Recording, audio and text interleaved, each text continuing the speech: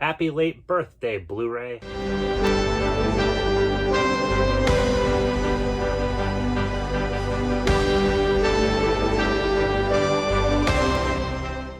Yeah, that's right. Blu-ray turned 15 years old last month. That is wild.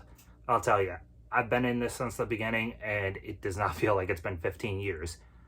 But it has, and in this video, we're going to be looking at the beginning of Blu-ray. I'm talking the very first day. So, yeah, sit back, and we're going to take a little bit of a trip down memory lane.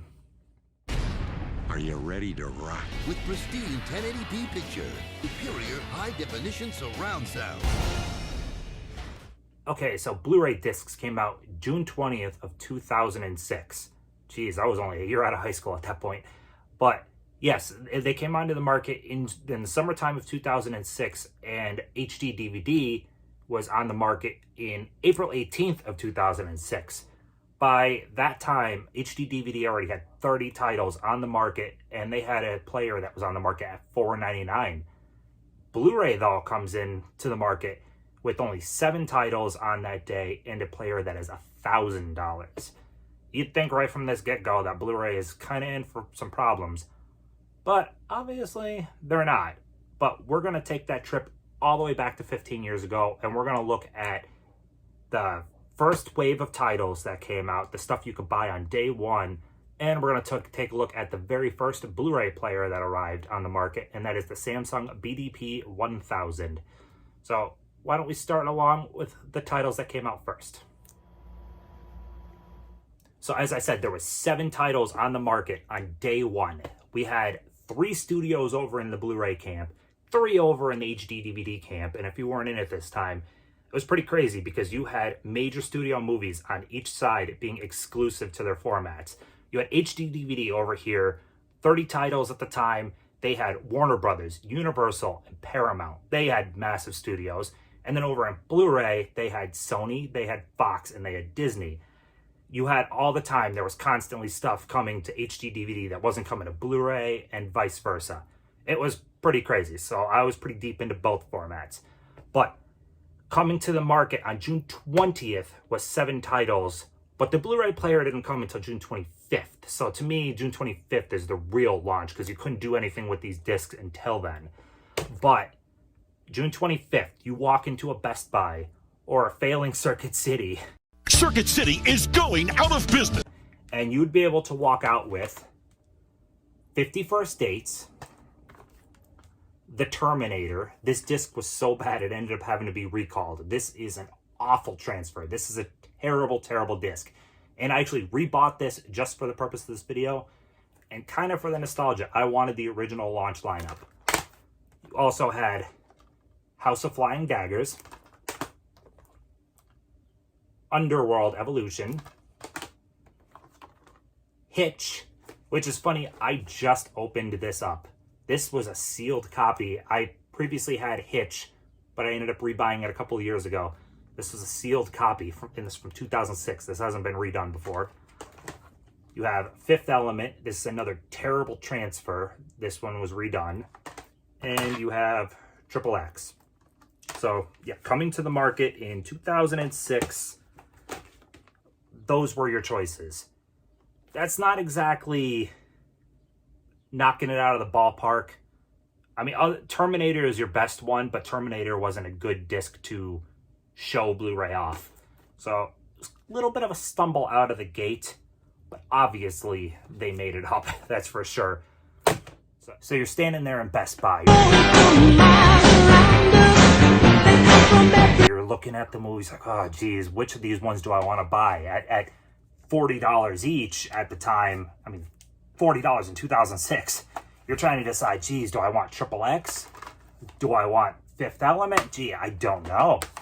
So you finally decide on your movies. You then walk over to the players, and you're trying to decide which player you want. Well, You have only one choice. and that was this chunkin' beast right here, the Samsung BDP 1000, which, again, June 25th, 2006. And because I bought this off eBay, I had one originally, but again, I sold stuff. So this is one I just got off eBay. Works perfect. Did not have a remote. So got a universal remote. Unfortunately, it skyrockets in price once you need the actual original remote. But yeah, we're going to head on into the movie watching room and we're going to take a look at this thing working in action. We're going to roll back time as if we're watching in 2006. Well, besides the OLED TV it's going to be playing on. But ignore that. We're rolling back in time to 2006. Okay, so now here we are in the movie watching room. I just hooked up the BDP 1000, and this is actually reminiscing. This is a pretty cool Blu-ray player because it has a screen that is almost something you don't see these days. But watch how slow this machine is just at overall working. So turn it on. That's nice LEDs working there, but player is just booting up now.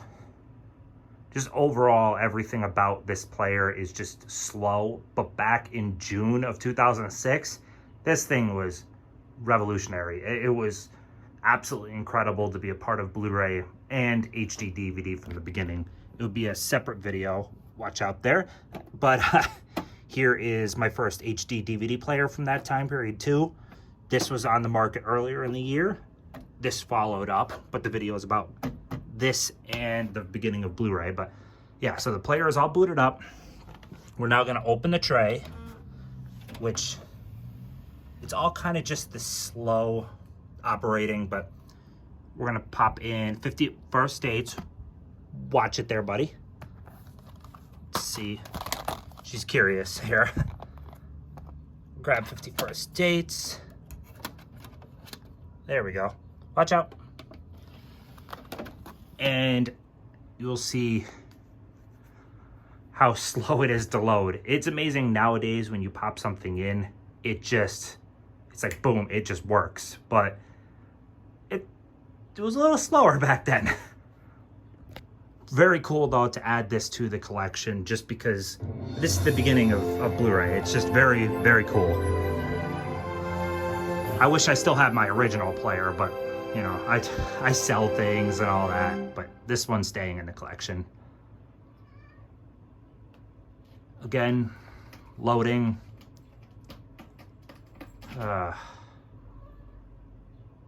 And there we go. 51st Dates.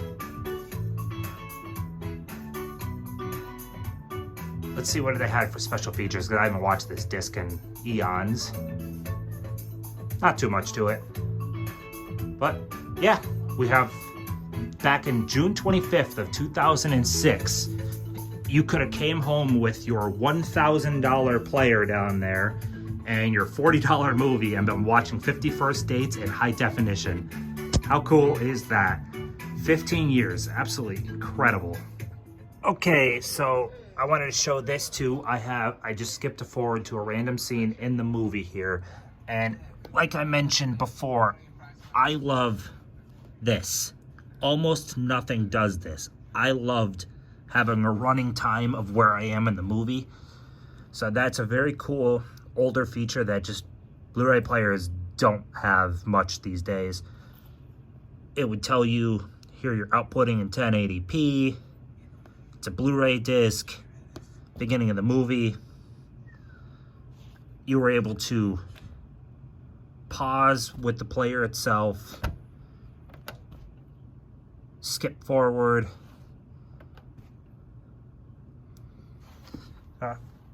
This was a very nice player back then. Also, drop that down. We have SD card slots. That's the power button there. But it's hidden away nicely. This is so darn cool to add to the collection now. I just wanted to show the last little features of it. This is definitely one that I'm going to continue to use because actually I needed another Blu-ray player. This was cheap on eBay and it's a piece of Blu-ray history. Yeah, that's everything on the BDP 1000. So now that you've taken a look at the movies themselves that we're launching, the player, you know, you're looking at this $1,000 player and this not fantastic selection of day one movies, and you're wondering, how did that compete and win against HD DVD, which had an earlier release date with more titles on the market at this time. It had functionality with flipper discs, which at the time were actually kind of cool, had DVD and HD DVD. You had half the price for the player. I mean, how did it succeed? Well, the answer to that is the machine that's showing right on the screen right now, the PS3. The PS3, hands down, is the reason Blu-ray won. Well, the lights are out and the doors are closed at this location, but just check out this lineup of customers just waiting for the crack of dawn. That's when 21 PS3 consoles will hit store shelves, and despite the weather, they say it's worth the overnight wait. And I'm glad it did. I love Blu-ray. Even though it was HD DVD in the beginning, I do love Blu-ray. But let's not kid ourselves. The PS3 was instrumental to the win. You had gamers being able to come in and just, they already had a Blu-ray player. I mean, you had the cheapest Blu-ray player on the market at $600 in late 2006. Talking November 2006, you were able to get a gaming machine that also did Blu-ray discs for $600, compared again to this thing for $1,000.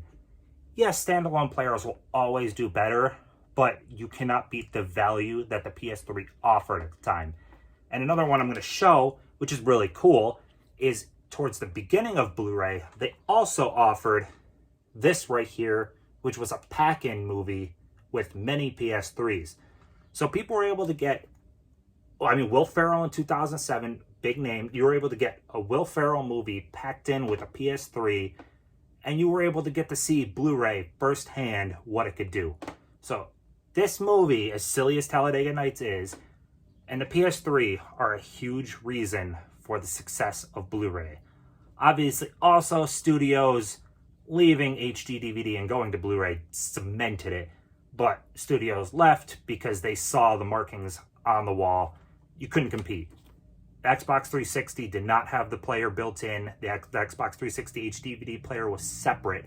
That right there fractures the market, and Blu-ray was included in the PS3. Absolutely instrumental. So it is incredible when you look back to 2006 into 2007, just what the war between both formats were. And I was glad to be a part of it from the beginning. I wasn't someone that sat along on the sides and waited for it to be settled out. Nope. I was right in there. I was buying HD DVD. I was buying Blu-ray. I actually, the day that HD DVD announced they were done, I actually went to FYE and sold all of them. Still kept the player, but I sold all of the discs. Now, I've bought some of them back. I have, over back there, I have a chunk of discs, and I actually would like to start recollecting them for nostalgia purposes. And because, I mean, they're legitimate high-def discs. But, yeah, it is incredible, and it is so cool to look back at the very beginning of Blu-ray. Look at this format down here.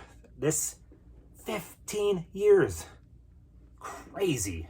So, hey everyone, I'm actually going to end this on a news report. It's really cool. It's something I found on YouTube, and it puts a good historical context on the format war. It's really good. Watch. It's only like 2.5 minutes. I'm going to put that at the end. So right now I'm just going to say thank you for watching. Leave comments down below, like, comment, subscribe, and if you want, stick around for the news report. It's a pretty cool watch. It really puts a good framing on what it was like back in 2006, 2007. So, see ya. Kids in college want them, and many of you probably have these on your Christmas wish list. HD DVDs or Blu-ray disc systems. Yeah, but first you have a decision to make, and if you have no idea what we are talking about, you are certainly not alone. Maggie Carlo joins us now with What Matters to You, a technological conundrum here, Maggie. You got it, Jessica and Tyler. This is what your kids want. This is what your husband wants. Remember when it was VHS and beta? Well, this is the next generation, and now it is your turn to choose.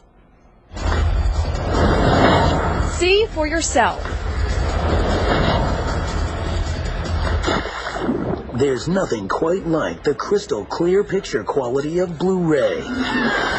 You can't look away. HD DVD means you can own the movies you love in the finest presentation available today. You see better colors, better quality. Begins instantly. SNU college student Stephen Myers has both an HD DVD and a Blu-ray Disc system. And for this 19-year-old, there is a clear winner. I prefer the Blu-ray. It's just a tad bit clearer. One of these will eventually win. There's going to be a definite format at some point, just like there always is. Eric Worrell, Best Buy associate and self-proclaimed technology geek. High-def DVD is really an improvement over old DVD. It's the same technology, that's why they didn't change the name. Blu-ray was kind of a marketing thing. They wanted to try something with a different name. Eric says think of HD DVD and Blu-ray Disc like the VHS and Beta of 20-plus years ago. My grandmother's still waiting for the Beta to come back in. No kidding. So this is kind of a little bit like that. It's very similar. If you look at it right now, they're both really coming down fast. About a year ago, they were both over $1,000. Now you can get a Blu-ray player for under $500. You can get an HD player even under $400. But besides the sticker price, your eyes might have a hard time seeing a difference. Blu-ray is 5 times sharper. What about HD? Actually, it's exactly the same thing. HD DVD is 5 times sharper. The actual discs cost about the same, but movie studios are already picking sides. Your Shrek movies, your Transformer movies are only going to be on high-definition DVD. And Disney has chosen Blu-ray Disc. Now, it's up to you. It does put consumers in sort of an interesting place. Another interesting place, HD DVD and Blu-ray discs, they're not compatible, so you can't play your HD DVDs on your Blu-ray disc system and vice versa. Need some help picking out one over the other? Head to the What Matters to You blog on the What Matters to You section of KOCO.com. Got some more help for you, and if I can understand it and figure it out, so can you. Jessica and Tyler, back to you.